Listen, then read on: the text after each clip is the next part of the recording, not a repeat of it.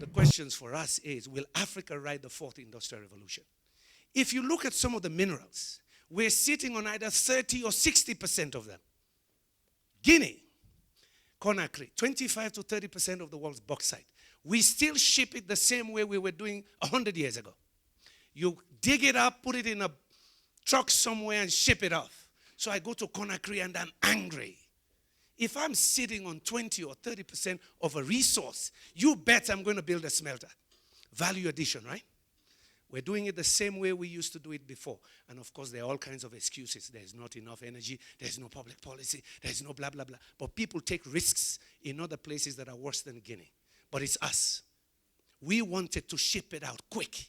You know, I'm Soso actually. My ancestry is from Mali, Guinea. So when I go to Guinea, I talk to them in my local language, Soso. So they don't get offended when I say that. And then I go to Nigeria. Well, the Nigerians loved me. I worked there with Andrew. I was there 3 years preaching industrialization with Obasanjo and others. So when I heard cassava, yes, I used to go to those sessions on cassava. I used to also be at IITA as a young researcher, dreaming of agriculture. Yeah. So I say to the Nigerians, how can you be flaring gas, burning it up in the air, and you don't have enough fertilizer here? How can you be burning gas when you have a premature deaths of 28 to 30,000 people every year dying in Nigeria because of household air pollution? But you can do LPG with that gas. But it is burned for 50, 60 years. The technology is known. So I talked to the oil companies. I hosted a meeting in Vienna as CEO for Sustainable Energy for All with the World Bank, brought in 15 oil majors. And of course, as I say, people knew me. They say, fine, after we deal with the oil companies, we bring you in after lunch and do something crazy there. Then I said we should have zero flaring of gas by 2030. Oh my God, who is this crazy guy? What are his credentials? What does he know about oil and gas? And I said, I believe you can do it, so I'm going to convince the Secretary General that we're going to introduce a new global standard, zero flaring of gas. So it was all prearranged. I did it, and I sat down, and you can see them getting ready to attack for question and answer. But we had organized it well because there was Statoil in the room, the Norwegians. Zero flaring in the North Sea. They even imposed the carbon tax, and it is still profitable. Still profitable. So why not Nigeria? But we did better than that. So last year we had a deal, led by Jim Kim and my boss, the Secretary General. We had organized it well, and a number of countries signed up. Zero routine flaring by 2030. In other words, you take an idea from experts and you politicize it a little bit. You build a coalition and the right narrative. But with the best technical information from the best research centers and business, you know it's doable. The technologies that are needed, the business models. So that's one of the things I left also last year. We had a deal that will reduce gas flaring by 40%. The challenge now is to make it completely zero. But for Nigeria and my brothers and sisters in Africa, Tanzania, Mozambique, so much oil and gas. And in those conferences, I used to say, wait a minute, will the Tanzanians and the Mozambicans do like my brothers and sisters in West Africa? We just put it in a boat and ship it off somewhere else, and we are living in darkness. I say, so I said to President Kikwete, I said, Mr. President, you are starting fresh. So you have to do fertilizer. You have to get these oil companies to make those pipelines go in. You know why? Because everybody's interest was to build terminals, do LNG, and ship it off to Asia. It's shorter, quicker. I said, that's good. We need the Forex. But you use that money to diversify your economy, and you add value now. I said, but it's even better. Mozambique, Tanzania, oil and gas. Kenya, geothermal. Not too far away, Ethiopia, the Renaissance Dam. I say now we have an opportunity for an integrated East African energy grid, like the Europeans are doing. And East Africa is energy self-sufficient to drive their industrialization. I say all of this to say that Africa, we need to be even more ambitious today. Our population will be 1.4 billion, 2030, 2 billion or 2.2 billion, 2050. Today, I heard John Kerry say somewhere in Washington once for a conference we attended, he said, my worry is Africa. Very soon, 700 million kids below 30. And of course, I say to the Europeans, because I was living in Vienna, Central Europe, I have to do a seminar there now on migration, because they were fed up 10 years telling them, It's in the enlightened self-interest of Europe to invest down south. This is not about aid. You invest down south, you create a market. We have purchasing power. You build factories there so we can sell back to you and you can compete with the rest of the world because our labor is cheap and we'll reap that demographic dividend. I say, but if you don't, our children jump on the boats.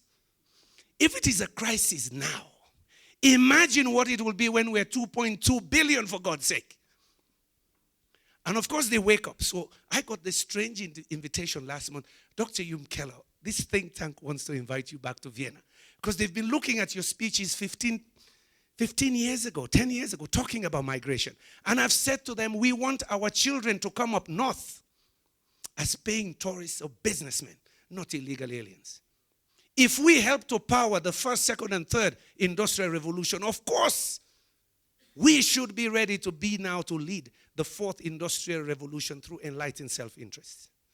Yeah, and so in Washington, I say, and some generals have agreed with me, if you look at the dangers of climate change, all the best studies, I've spent the last 7 years of my life in all kinds of, from Bali to Cancun to Paris. In Paris, I facilitated the afternoon session of the New Deal for Africa on energy and had all the powers lined up there signing MOUs. But the point is what? I say, if you look at the problems we have in Africa, food security, lack of energy, 620 million Africans without electricity. By the way, according to Hakim Adesina 2 days ago, if you look at that, food security, lack of energy, lack of opportunity, wow, and a growing population, that's a recipe for crisis. It will explode. So we have to create opportunity, and the opportunity comes from what you've been discussing here, value addition. I didn't give you new ideas. I just provoked you. Because why? When I listen to Hubert Danso's session in the morning, and of course, my dear friends in the last session on food, I said they don't need me. Because everything they said about the food value chain, you can say about energy. It is systems thinking today. And it's that nexus between energy, agriculture, food that we need to look at. Without that energy source, you can't do that low-cost processing and storage. You need to integrate this. Energy, irrigation. I've been to Gujarat myself.